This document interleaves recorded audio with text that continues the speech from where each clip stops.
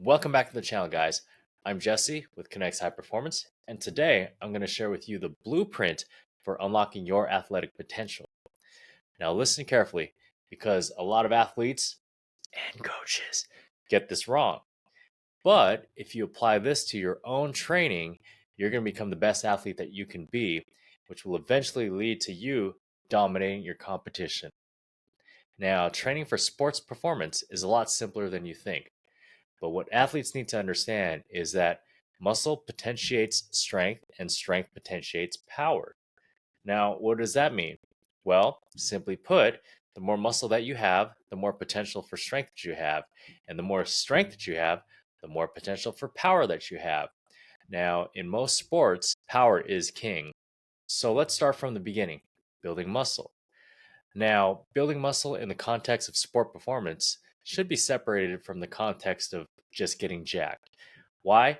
Because athletes should understand that we can build muscle in two different ways. Number one, we could add sarcomeres in a series. Number two, we can add sarcomeres in parallel. Now, what is a sarcomere? They're composed of myofilaments, which you may have heard of before, myosin and actin.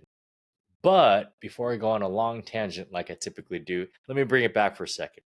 So, just like everything else in sport performance, we train for adaptations. Now, adding sarcomeres in a series or in parallel have an enormous effect on the development of strength and power. Now, let's break it down a little bit. Adding sarcomeres in a series will impact the length of the muscle fiber. Now, why would we want that?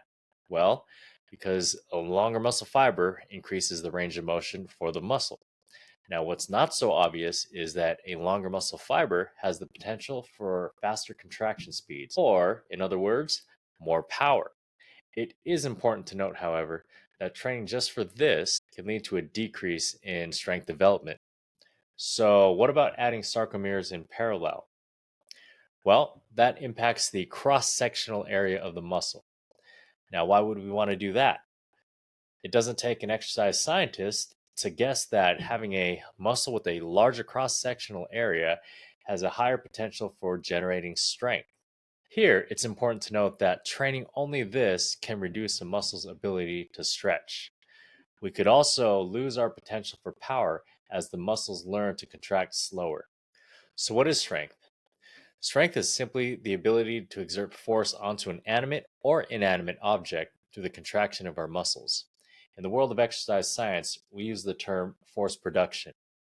The greater your ability to exert force onto an object or an opponent, the greater your ability is to perform whatever task is required of your sport. And that can mean how far you can hit a baseball, or how well you can control a lineman, or what kind of range you have when shooting a basketball. Now, what about power? Well, power is your ability to express that strength. Now, this tends to be the most sought after of the three in most sports. In the world of exercise science, we use the term rate of force development.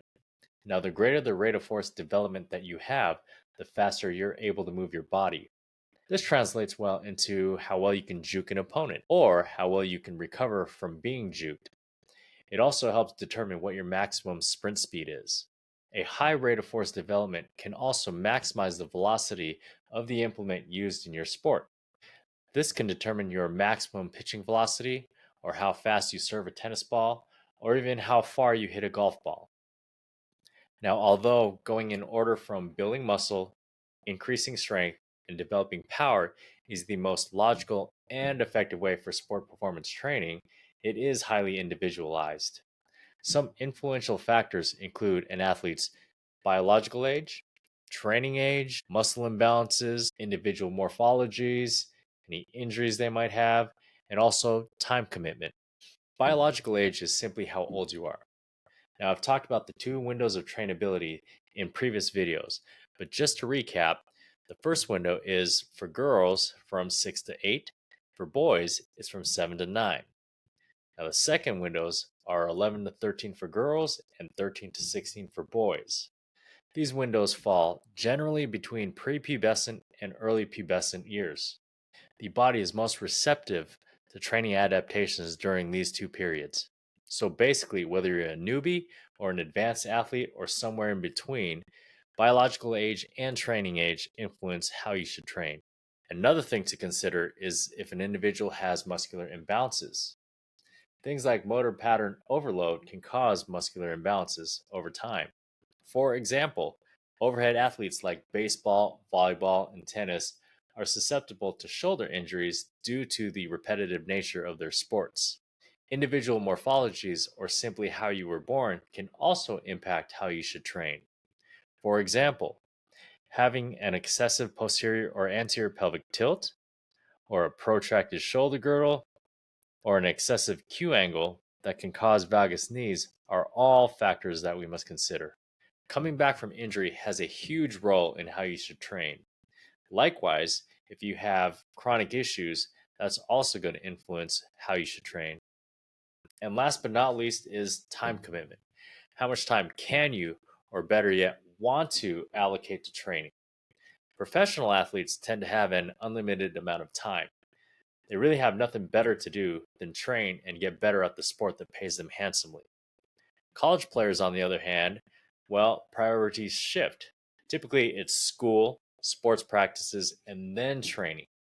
For high school and younger kids, the question tends to be how much do you want to train to get better at your sport? So, if all your individual needs are accounted for, there's one thing that you need to consider, and that is that exercise is different than training. Now, exercise is great for general health and well being, but training, on the other hand, training is a structured process with the intent on creating certain adaptations. Now, unfortunately, a lot of athletes don't prioritize the training for the adaptations that will benefit them the most. Now, what do I mean by that? Well, let's reinsert the words strength for force production and also power for rate of force development, and then we'll go through a couple of examples. Let's take an athlete that has good strength but lacks power. Now, bad training would be to continue training for strength and neglecting to develop power. Good training would spend more time developing power to complement the strength he already has and then scale back a little bit on the strength training. Now, what about that athlete with a lot of power but not a lot of strength? Well, again, bad training would be focusing primarily on power and not developing his strength. So, before I give you any examples of how to train for strength or power, let me get this out of the way. At my training facility, I have a saying: its execution is far more important than exercise prescription. Now, what does that mean? Well, take for example squatting. I love squatting. It's my hands down favorite exercise ever. But how are you executing the squat? Is it for strength or for power? As you can see here, these are the same exercises executed differently, and they will have vastly different adaptations. So now that we have that out of the way, let's take a look at some of the examples. To increase strength or force production, we want to move as much weight as possible without compromising on form. This should include compound lifts like squats, deads, presses, etc. We want to keep the reps low but the intensity high. We're talking 3 to 5 sets, 1 to 5 reps at 85 to 95% of your 1 rep max weights. To train rate of force development, we need to include moderate to light weights, and we need to move those weights with high intent or as fast as possible. Now, I love Olympic lifts like cleans, snatches, and jerks, but sometimes doing derivatives is much more suitable for team sport athletes. That's because Olympic lifts are highly technical, and we don't want to spend all of our time trying to train those movements when there's perfectly good ones that are less technical, easier to perform, and train the same movement patterns. We could do high pulls and trap bar jumps and a plethora of other variations of exercises that train the triple extension of the lower body. For training rate of force development, I recommend training 3 to 6 sets, 1 to 5 repetitions at about 75 to 85% of your 1 rep max weights.